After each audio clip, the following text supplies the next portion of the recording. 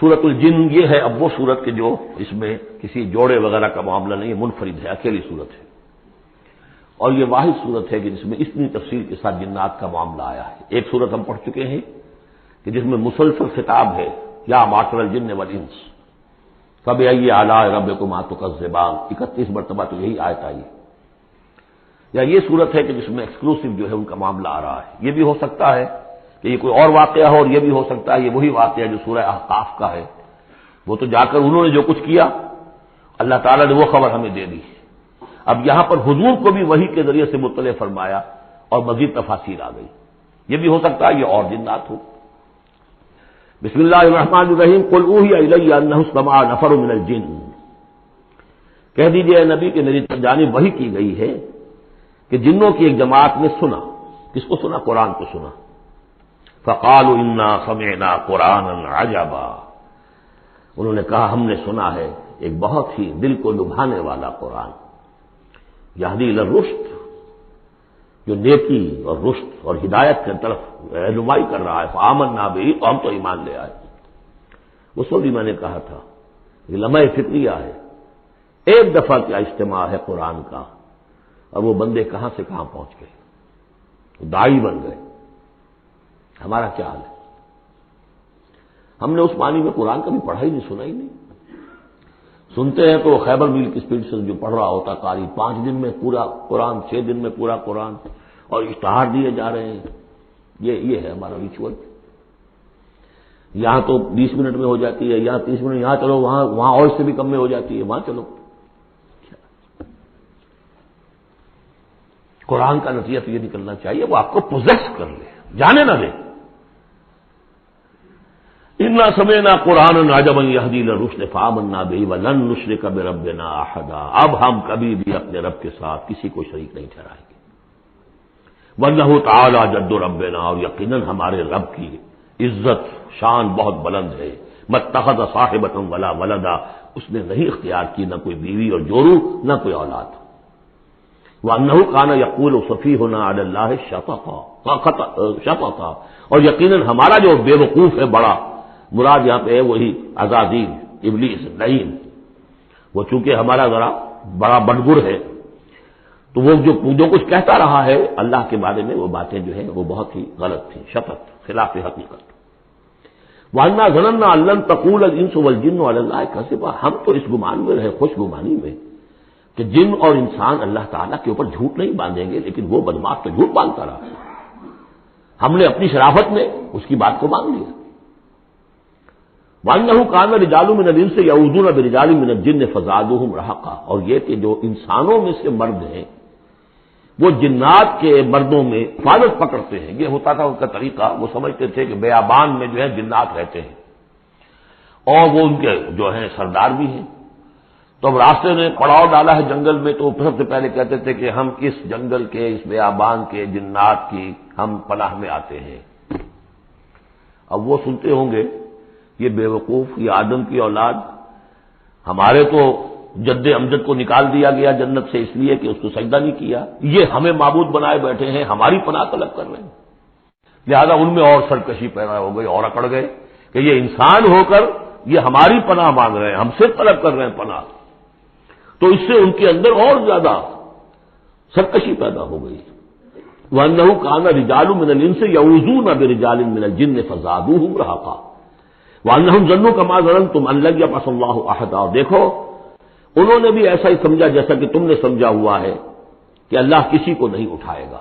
اس کے 2 معنی ہیں، یعنی بعد سے بعد الموت کوئی نہیں ہے، مرنے کے بعد جی اٹھنا نہیں ہے، اور یہ بھی کہ شاید اب اللہ کسی اور کو رسول بنا کر نہ بھیجے، أن يبعث الله أحدا، اس لیے کہ 600 برس بیت چکے تھے، وہ تورات سے واقف تھے جو سورہ احقاف میں تذکرہ آیا ہے، فترت وہی 600 برس، اور یہ طویل ترین وقفہ تھا نبوت کا کہ کوئی نبوت کوئی رسالت دنیا میں نہیں، تو ان کو یقیناً اس سے خیال ہوا ہوگا کہ بس اب ختم ہوا معاملہ، اب کوئی اور رسول نہیں آئے گا۔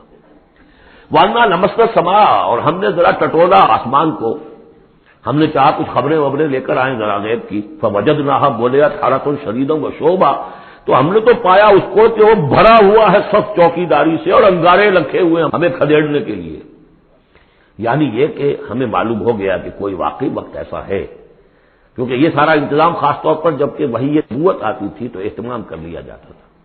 عام حالات میں کوئی بات نہیں، روح اتر رہے ہیں فرشتے، اور یہ جو ہے یہ آگ سے بنے ہیں، وہ نوری ہیں، یہ ناری ہیں، کچھ نہ کچھ ان سے یارانہ گانٹ کے کچھ نہ کچھ ان سے لے لیتے تھے. یا یہ کہ اچک لیا، من استرق سرقۃ، کسی نے کوئی چیز جو ہے کہیں سے لے لی.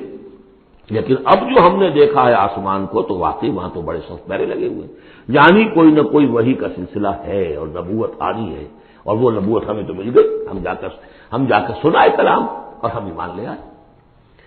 وانا لمسنا سما وجدناها ملئت حرسا شدیدا وشهبا وانا كنا نقعد منها مقاعد للسمع، اور ہم وہاں بیٹھا کرتے تھے، وہاں پہ گھاٹ میں بیٹھا کرتے تھے کچھ سنگل لینے کے لیے. مقعد بیٹھنے کی جگہ، مورچہ جہاں پہ بیٹھا جائے، ہم وہاں پر اپنے ٹھکانوں میں بیٹھا کرتے تھے. فمن يستمع الان، لیکن اب اگر کسی نے کچھ سننے کی کوشش کی، یجد له شهابا رصدا، وہ پائے گا اپنے واسطے ایک انگارہ گھات میں، میزائل پیچھا کرے گا.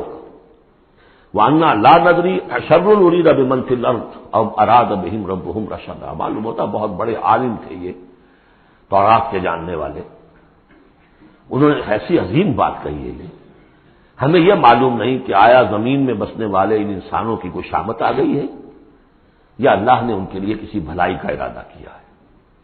رسالت آئے گی تو دو ہی نتیجے ہیں، یا تو کوئی عذاب آنے والا ہے اب، اس لیے کہ وما كنا معذبین حتی نبعث رسولا، یا تو کوئی بہت بڑے پیمانے پر انسانوں کی شامت آنے والی ہے، جیسے قوم نوح، قوم ہود، قوم صالح کا حشر ہوا تھا، وہ ویسا ہی حشر ہونے والا ہے. اللہ لا نظری، ہم نہیں جانتے. اشر ارید بمن فی الارض، زمین والوں کے لیے کسی شر کا فیصلہ کیا گیا ہے، ام اراد بہم ربہم رشدا، یا ان کے لیے ان کے رب نے بھلائی کا، خیر کا ارادہ کیا. ظاہر بات ہے نبوت اور رسالت محمدی خیر پر منتج ہوئی. وَأَنَّا مِنَّا الصَّالِحُونَ وَمِنَّا دُونَ ذَلِكَ، اور دیکھو ہمارے اندر نیک بھی ہیں، جنات نیک بھی رہے ہیں اور دوسری طرح کے بھی ہیں. بد نہیں کہا، یہ ہے حکمت تبلیغ، بروں کو بھی برا نہ کہو. ہاں دوسری قسم کے بھی ہیں، نیک بھی ہے اور دوسری قسم کے بھی ہیں. كُنَّا طَرَائِقَ قِدَدًا، ہم تھے مختلف راستوں پر جو کہ ایک دوسرے سے پھٹے ہوئے تھے. یہ قددا جو آیا تھا نا، قدت قمیصہ، پھٹ جانا قمیص کا. وَأَنَّا ظَنَنَّا أَن لَّن نُعْجِزَ اللَّهَ فِي الْأَرْضِ وَلَن نُعْجِزَهُ هَرَبًا، اور ہم نے یہ جان لیا کہ ہم اللہ کو عاجز نہیں کر سکتے، ہرا نہیں سکتے، نہ زمین میں بھاگ کر، اور ہم کہیں بھاگ کر زمین میں اللہ کو شکست نہیں دے سکتے، اس کی پکڑ سے نکل نہیں سکتے.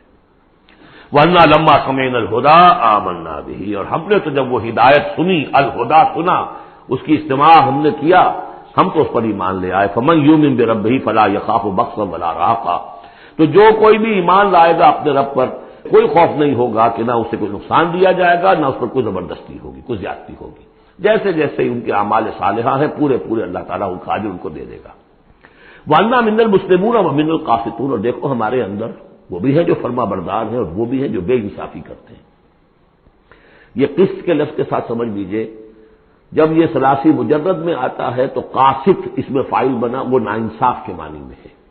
یہ باب افعال کے خواص میں سے ہے، سلب ماخذ اس کو کہتے ہیں. جب نہیں باب افعال میں آئے گا تو اس کے معنی ہے عدل و انصاف، اور جب ثلاثی مجرد میں آئے گا تو نا انصافی. فمن اسلم فاولئک تحروا رشدا، جو لوگ اسلام لے آئے، اطاعت قبول کر لی، تو انہوں نے تو گویا کہ ڈھونڈ نکالی خیر کی راہ، نیکی کی راہ انہوں نے تلاش کر لی. وَأَمَّا الْقَاسِطُونَ، اور جو بے انصاف فَكَانُوا لِجَهَنَّمَ حَطَبًا، وہ لوگ جو ہے پھر جہنم کا ایندھن بن کر رہیں گے. یہاں تک ان کی تقریر ہے جو انہوں نے تبلیغ کی ہے. جو بات آگے آ رہی ہے یہ خود اللہ کی طرف سے کلام ہے. أَن لَوِ اسْتَقَامُوا عَلَى الطَّرِيقَةِ لَأَسْقَيْنَاهُم مَّاءً غَدَقًا، اور یہ کہ یہ اگر لوگ اپنے اس طریقے پر جو طریقہ انبیاء کا تھا، جو آدم نے دیا تھا، جو نوح نے دیا تھا، یہ چلتے رہتے تو ہم انہیں خوب پلاتے، پانی بھر بھر کر خوب سیراب کرتے ان کو. یہاں لفظ طریقت آیا ہے قرآن میں، شریعت، طریقت. ثم جعلناک علی شریعۃ من الامر، شریعت اور یہ طریقت دونوں کا مفہوم ایک ہے، طریقہ اور شریعت. لیکن یہ کہ اس کا استعمال ہو رہا ہے کہ شریعت سے مراد لی جاتی ہے جو دین کا قانون ہے، اس کے ظاہری پہلو، قانونی پہلو، اور طریقت اسی کے باطنی پہلو کا نام ہے. کہ ایک نماز ہے، وضو کیسے کرو گے، کیا فرائض ہیں، کیا نوافل ہیں، کیا کام رہ گیا تو وضو نہیں ہوا، یہ شریعت بتائے گی، یہ آپ کو فقیہ بتائیں گے، یہ آپ کو مفتی حضرات بتائیں گے. لیکن نماز کی اصل روح تو ہے خشوع اور خضوع، حضور قلب، یہ پھر طریقت کی طرف منتقل کر دیا گیا. بدقسمتی سے پھر ان کو پھاڑ دیا گیا، وہ علیحدہ علیحدہ ہو گئے. یہ سب چیزیں یکجا ہونی چاہیے تھی. اور جو ہمارے اولین صوفیاء ہیں وہ بہت بڑے عالم بھی تھے، ایسے نہیں تھے کہ صرف صوفی تھے، وہ بہت بڑے مفتی بھی ہوتے تھے. بلکہ اولین کیا، اس دور میں بھی جو میں نے آپ کو بتایا تھا کہ قاضی صلاح اللہ پانی پتی رحمۃ اللہ علیہ، وہ مفتی بھی ہیں، مفسر بھی ہیں، محدث بھی ہیں، اور بہت بڑے مرشد بھی ہیں. میرزا مظہر جانے جانا شہید کے خلیفہ ہیں، جنہیں شیعوں نے قتل کیا، شہید کیا. اور یہ سب شیخ احمد سرہندی رحمۃ اللہ علیہ کا جو سلسلہ ہے، سلسلہ مجددیہ نقشبندیہ، اس کے بزرگ ہیں. تو وہ ہیں وہ جامع و صفات لوگ. لنفتنہم فیہ، اور یہ بھی جو ہم کو پانی پلاتے اور سیراب کرتے، یہ بھی اس لیے تاکہ ان کو اور جانچے اور پرکھے اور امتحان لیں. ایک امتحان غربت میں ہے، ایک امتحان تمنگری میں ہے. ایک امتحان فاقے میں ہو رہا ہے، ایک امتحان ہو رہا ہے کہ کثرت سے ہم نے دے رکھا ہے. ومن یعرض عن ذکر ربہ، اور جو کوئی بھی اعراض کرے گا اپنے رب کے ذکر سے، یسلکہ عذابا صعدا، تو وہ چلے گا، وہ ڈال دے گا اس کو چڑھتے عذاب میں اللہ تعالیٰ، ایسے عذاب میں صعدا جس کی شدت بڑھتی چلی جائے گی. وان المساجد للہ فلا تدعوا مع اللہ احدا، اور دیکھو مسجدیں اللہ کے لیے ہیں. مسجد سے مراد مسجد سجدے کی جگہ بھی ہے، اور مسجد سے مراد سجدے کے یہ اعضاء بھی ہیں. یہ پیشانی اور یہ ناک اور یہ ہاتھ اور یہ پاؤں، ایڑیاں اور وہ پنجے، یہ سارے جو ہیں جو جسم کے حصے ہیں. یہ مسجدیں بھی اور سجدے کی جگہ بھی للہ ہے، سب اللہ کی ملکیت ہے. فلا تدعوا مع اللہ احد، اللہ کے ساتھ کسی اور الہ کو مت پکارو. وانہ لما قام عبداللہ یدعوہ قالوا یکونون علیہ لبدا، اور یہ اب یہاں پھر قول آ گیا ہے انہی کا جنات کا کہ جب وہ عبداللہ کو ہم نے دیکھا وہ کھڑا تھا، وہ قرآن پڑھ رہا تھا، وہ نماز پڑھا رہا تھا. لما قام عبداللہ یدعوہ، اسے پکار رہا تھا اللہ کو، اللہ کا بندہ. قالوا یکونون علیہ لبدا، وہ تو ایسے ہو رہے تھے سننے والے گویا کہ اس کے اوپر ٹھٹ کے ٹھٹ جمع ہو جائیں گے وہاں پر، لیکن یہ کہ وہ ایمان نہیں لا رہے تھے. قل انما ادعو ربی، کہہ دیجئے اے نبی صلی اللہ علیہ وسلم، دیکھو میں پکارتا ہوں اپنے رب کو، ولا اشرک بہ احدا، اس کے سوا میں کسی اور کو شریک کرنے کے لیے تیار نہیں. قل انی لا املک لکم ضرا ولا رشدا، کہہ دیجئے مجھے کوئی اختیار حاصل نہیں ہے تمہارے لیے، نہ کسی نقصان کا اور نہ کسی راہ پر لانے کا، میں تمہیں ہدایت نہیں دے سکتا. وہ آیت یاد کر لیجئے، انک لا تہدی من احببت ولکن اللہ یہدی من یشاء، اے نبی آپ ہدایت نہیں دے سکتے جسے بھی چاہیں، وہ تو اللہ ہی ہدایت دیتا ہے جس کو چاہتا ہے. قل انی لن یجیرنی من اللہ احد ولن اجد من دونہ ملتحدا، کہہ دیجئے میں ہرگز نہ پاؤں گا کہ مجھے اللہ کے سوا کوئی پناہ دے سکے. یجیرنی من اللہ احد، اللہ کی پکڑ سے بچانے کے لیے مجھے کوئی پناہ دے سکے میں نہیں پاؤں گا. ولن اجد من دونہ ملتحدا، اور اللہ کے سوا میں کہیں جو ہے کوئی اپنا سر چھپانے کی جگہ نہیں پاؤں گا. الا بلاغا من اللہ ورسالاتہ، الا یہ کہ میں اس کی طرف سے پیغامات اور اس کی طرف سے تبلیغ کا فریضہ سر انجام دوں. اگر میں نے یہ کام نہیں کیا تو میں پکڑا جاؤں گا. فَلَنَسْأَلَنَّ الَّذِينَ أُرْسِلَ إِلَيْهِمْ وَلَنَسْأَلَنَّ الْمُرْسَلِينَ، ہم تو پوچھ کر رہیں گے ان سے بھی جن کی طرف رسولوں کو بھیجا، اور پوچھ کر رہیں گے رسولوں سے بھی. وَمَن يَعْصِ اللَّهَ وَرَسُولَهُ، جو کوئی بھی اللہ اور اس کے رسول کی نافرمانی کرے گا، فَإِنَّ لَهُ نَارَ جَهَنَّمَ خَالِدِينَ فِيهَا أَبَدًا، تو اس کے لیے تو پھر جہنم کی آگ ہے جس میں وہ ہمیشہ ہمیشہ رہے گا. حتیٰ اذا رأوا ما یوعدون، یہاں تک کہ جب وہ دیکھیں گے جس چیز کی انہیں دھمکی دی جا رہی ہے، فَسَيَعْلَمُونَ مَنْ أَضْعَفُ نَاصِرًا وَأَقَلُّ عَدَدًا، اس وقت انہیں معلوم ہو جائے گا کون کمزور ہے مددگاروں کے اعتبار سے اور کون اقلیت میں ہے تعداد کے اعتبار سے. وہ تانے دیتے تھے نا کہ دیکھو محمد تمہارے پاس تو بیٹھے بھی ہوتے ہیں تو ہمارے کمی کاری بڑے لوور طبقات کے لوگ، اور وہ بھی چند ہوتے ہیں، دیکھو جا کے ابو جہل کی محفل بھری ہوئی ہے، بڑے بڑے لوگ بیٹھے ہوئے ہیں وہاں پر. اس وقت معلوم ہو جائے گا من اضعف ناصرا واقل عددا. یہ سورہ مریم میں بہت تفصیل سے یہ مضمون آیا ہے. قل ان ادری اقریب ما توعدون ام یجعل له ربی امدا، کہہ دیجئے نبی مجھے یہ معلوم نہیں ہے آیا جس چیز کا تم سے وعدہ کیا جا رہا ہے، جس چیز کی دھمکی دی جا رہی ہے. وعدہ اور وعید بنیاد ایک ہی اصل میں، اصل الفاظ ایک ہی ہیں، وعید دھمکی، وعدہ، لیکن حروف اصلی وہی ہے. آیا وہ قریب آ چکی ہے اسے، یا ام یجعل له ربی امدا، یا یہ کہ میرا رب اس کے لیے ابھی کچھ مہلت دے، کوئی تمہاری رسی دراز کرے، یہ میں نہیں جانتا. یہ سورہ انبیاء کے آخر میں بھی آیا تھا قل ادری قریب ام بعید ما توعدون، کہہ دیجیے اے نبی میں نہیں جانتا کہ جس چیز کا تم سے وعدہ کیا جا رہا ہے وہ قریب آ چکی ہے یا بھی دور ہے۔